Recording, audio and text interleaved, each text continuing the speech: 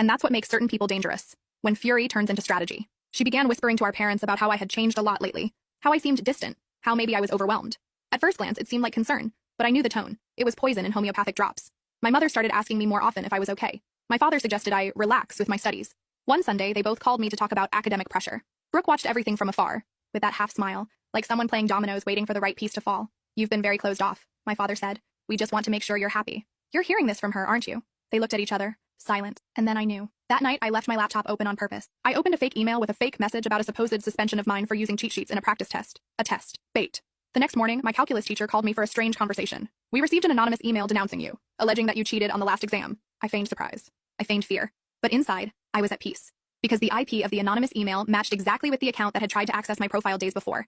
And because I had everything documented. I showed everything to the coordinator, the screenshots, the access history, even the security camera in the hallway, which captured the moment Brooke passed by my room on the night of the incident. The school acted quickly. This time, there was no suspension. It was expulsion. The sound of her scream when she received the notice was something I'll never forget. Not from pleasure, but because it was raw. Animal. The last roar of a cornered beast. She tried to blame everyone. The school, the teachers, my parents, even me. But it didn't stick. The mask had fallen, and underneath, there was nothing but dust. The next day, when I was leaving for school, I saw the suitcase at the door. She's going to Aunt Anna's house, my mother said. Until we know what to do. She was expelled, Mom. She's still your sister. Is she? She didn't answer. She just hugged me. A strange hug, full of silences. As Aunt Anna's car drove away with Brooke in the back seat, she looked through the window and smiled. Not from anger, not from pain. Not a strange smile, like someone who knew something the others didn't know yet. And at that moment, part of me knew this wasn't over yet.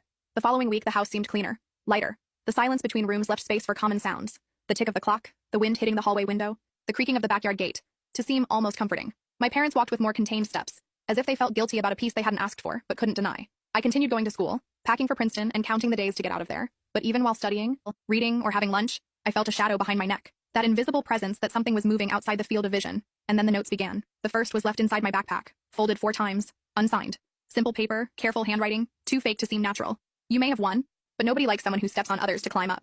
I showed it to my parents, but they pretended it was just resentful teenager stuff. It must be envy, my mother said, trying to smile. You're going to Princeton. That bothers people. But it was more than that. I knew it. In the second note, left in my school locker, it was written, everyone has secrets, including you. I just need one to bring everything down. And that's when I began to suspect. Brooke had left a part of herself here. As if even from afar, she could pull invisible strings and move the pieces on the board. There were people at school who still defended her. A small group but loud. An army of people who saw her as a victim. The girl expelled by the elitist school. The renegade sister. Among them was Ryan, her ex-boyfriend. Or maybe he wasn't an ex yet.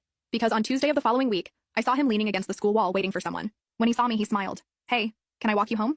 I refused. He insisted. She just wants to talk, you know. She's sorry. I think you guys should try. You think? I asked. Or did she tell you to think that? He shrugged. You won, okay? Everyone knows that, but I don't know. She's not doing well. I kept walking,